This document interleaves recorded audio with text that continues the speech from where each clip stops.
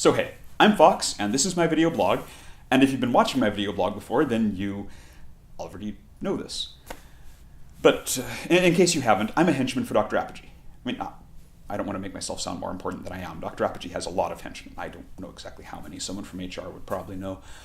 If you were watching my video blog last week, then you saw my supervisor, Clutch. Not that I was planning to have you see her. She just kind of walked by, and it was sort of a close call. But in the long run, maybe it's for the best, because you got to see another of Dr. Apogee's employees. I guess it might be kind of boring just having me sitting here in the corridor talking every week, and of course there are other henchmen. Well, obviously Clutch is a woman, but female henchmen are usually still called henchmen, just because there really isn't another word for them. I mean, instead of fireman, you can say firefighter. Instead of policeman, you can say police officer, but there really isn't a gender-neutral word for henchman that's caught on. I guess you could say hench people, but I don't think anyone really does. And it does sound kind of weird and awkward, so I guess I can see why. And I've heard the word hench worker proposed, but I don't think I've heard anyone seriously use it. Honestly, in a lot of ways, the henchman profession is very traditionalist. It doesn't change very fast. Things are improving, though. I mean, there are more female henchmen than there used to be. Used to be almost all henchmen were men. Well, there were some employers who hired female henchmen, but usually mostly as, eye candy.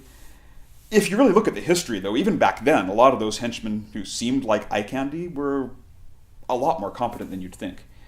And then there were some women who dressed as men to get henchman jobs, which is one of several things that henchmen have in common with pirates. The truth is, there's still ways to go, but there's a lot more equality in the henchman profession than there used to be. I mean, Clutch isn't the only female henchman in the squad. There's one, for example, named Magma, who I kind of have a crush on. Well, crush is probably the wrong word. I mean, I think of a crush as something that high school students have, and I'm obviously a lot older than a high school student. I'm even older than most of the people who play high school students on TV.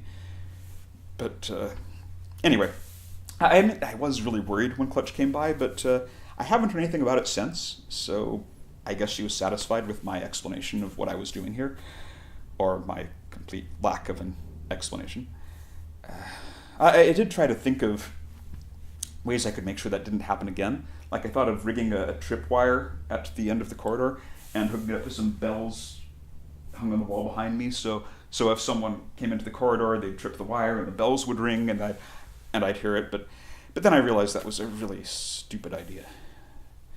I mean, I'm not sure I could rig something like that so it would work. And even if I did, and it did work, if someone saw the wire or heard the bells, then they'd get suspicious. And